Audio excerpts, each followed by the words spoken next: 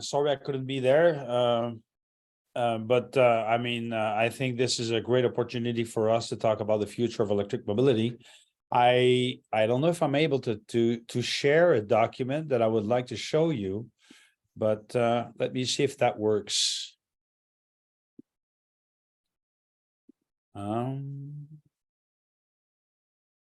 Is that working or not? Can you see anything that I'm sharing or not yet?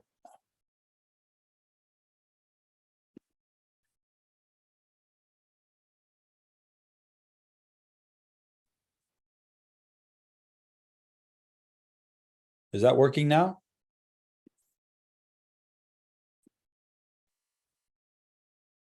Can you tell me? Can you hear me? Can you hear me? Can you hear me? Yes, now I can. We can see your screen now. Thank you. Okay, thanks. Great. So, I mean, those of you who are interested in electric vehicle or the industry as a whole are well aware of the fact that there are many challenges.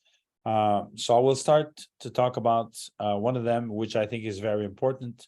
So a couple of weeks ago, we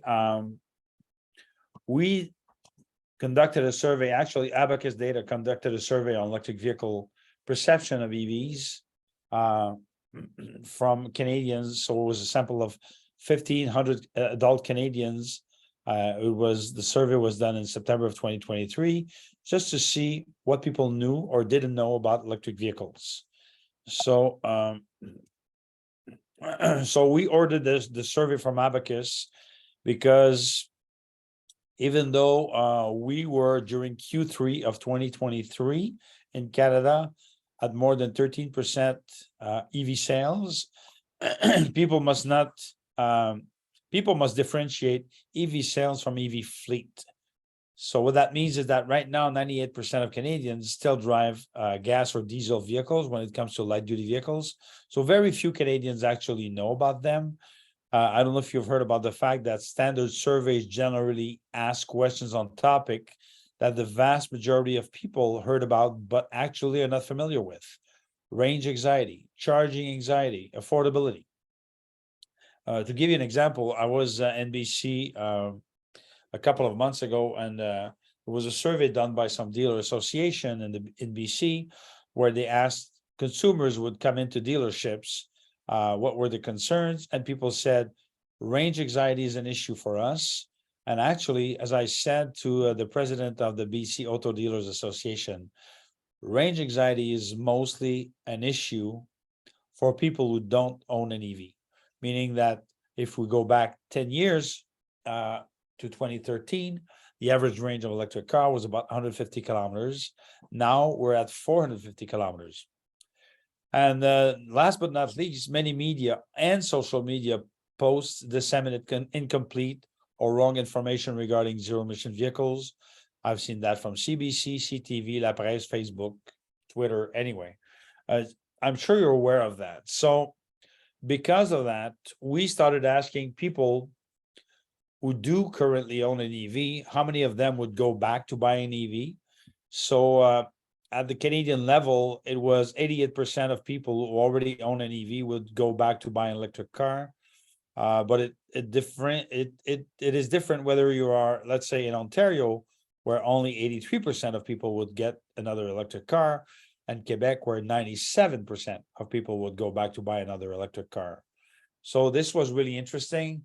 Our insight is that because the charging network is so much better in Quebec than it is in Ontario, it makes a big difference for people who are interested in buying or not buying a second electric car. Other thing is that we asked those who currently do not own an EV if they would be interested in buying an EV as their next car. So at the beginning of the survey, 43% of Canadians were inclined to choose an EV or a PHEV, which is pretty much in line with the other main surveys, which range from anywhere from 36 to 45%. So this is not something new to us. But what we then asked people about EVs is that we asked them on different subjects related to EVs, but we provided them afterwards with the right answers after they responded to the EV related questions on rebates and number of ZEVs offered below the average selling price, etc. So if you look at people level of knowledge regarding EVs, only 13% of Canadians say that they have a good understanding of EVs. And then we asked them if they were aware of the existence of federal and provincial rebates. And we were stunned to discover that actually the majority of Canadians are not even aware that there are rebates for the purchase of an EV. When we asked people if they were aware of the tax deduction for purchasing an EV, if people are self-employed or own a company, actually the vast majority of them were not.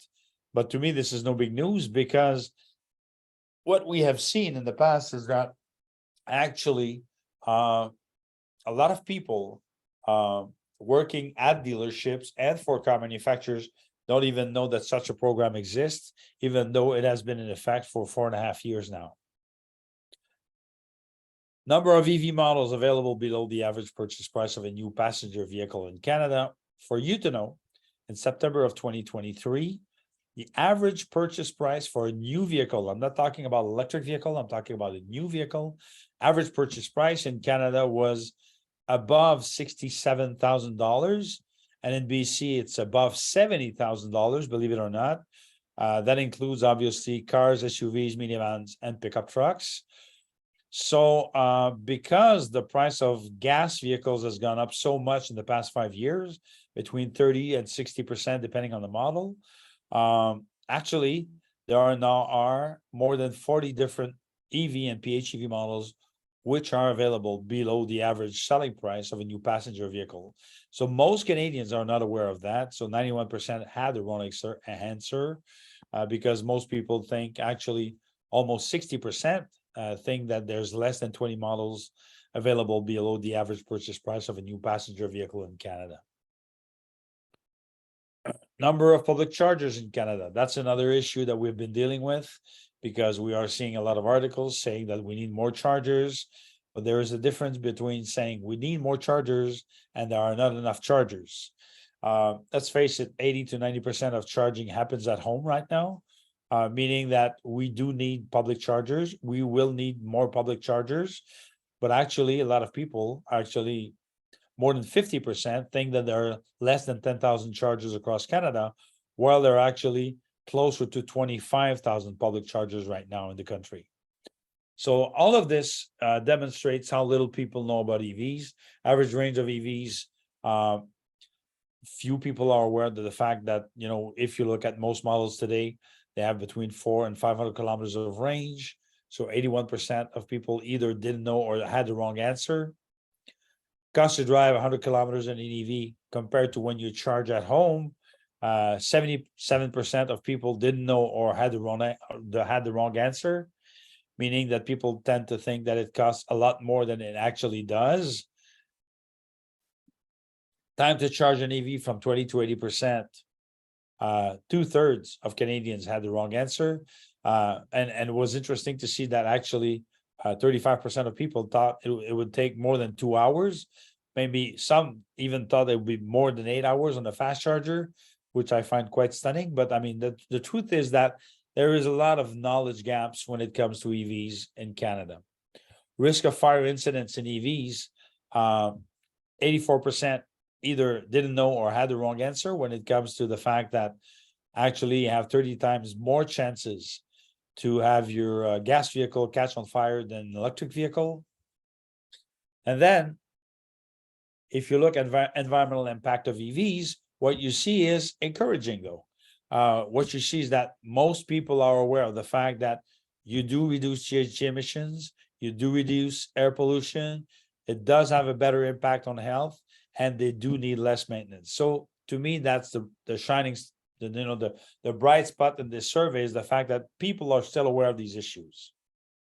So if you look at all this, because of the fact that our survey was different than traditional surveys, what we are seeing is that when we ask people questions and we provide them with the right answer afterwards, between the beginning of the survey, where 43% of Canadians said they were interested in buying an EV, and the end of the survey, well, it goes from 43% to 63% of people inclined to being to choose an EV. So this is 20 points growth. It's actually 47% growth in interest in buying an EV from before the end of the survey, meaning that after 15 or 20 minutes survey, it shows that education has a big part to do in helping people go from electric to from gas to electric vehicles. So the key findings are that current EV owners are significantly likely to purchase another EV, that intent to purchase an EV improves with education, and that the opportunity to increase knowledge of electric vehicles is really very important. The other thing I would like to share with you is a different report that we published last week during our conference. It's related to the grid. So let me share with you this document.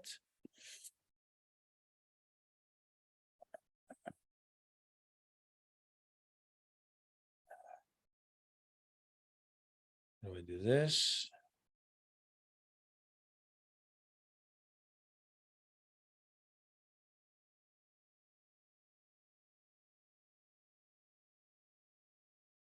So I guess you can see now.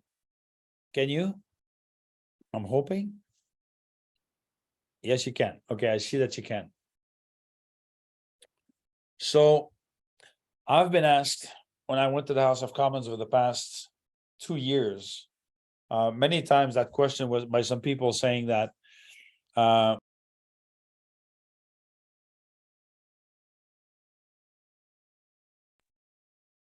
if we end up having more and more electric vehicles across Canada, we'll end up having issues with the grid, meaning that we won't be able to get enough electricity, enough production, enough distribution, so that.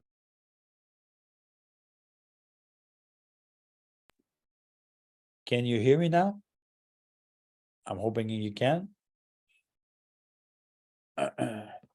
So basically, the issue, I hope people can hear me properly, but this document that was published last week by Electric Mobility Canada, which is titled EV Growth with the Right Support, Canada's Electricity Grid Can Handle It. So it's called our Grid Readiness Statement. I won't go into details, but what it means is that some people have been saying that if we went up from the level of EVs that we have right now to 100% EVs on the road, tomorrow, the grid could not handle it. And what basically we are saying is that it's absolutely true. But the thing is that it's not going to happen. It's as if saying in 2050, when we have 40 to 50 more, 40 to 50% growth in population in Canada, we won't have enough homes. Obviously, the number of homes that need to be built is like the grid that need to be updated, upgraded, and built. So all of that to say that in a nutshell, we actually are aware of the fact that we will need more electricity.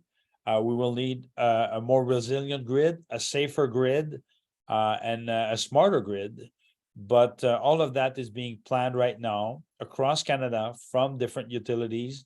The level is readiness is different depending on if you are in one province versus another. Well, all of that to say that there is no catastrophe looming, but we have to be ready for this rapid increase in number of electric vehicles. But just to give you an example, while we have 2% of the fleet of light duty vehicles in Canada being electric, actually in Norway right now it's closer to 25%, and it has increased the electricity demand by approximately a bit less than 2%. So this is it. I'll stop talking there. If people want to ask questions, comments, anybody else want to talk, be my guest.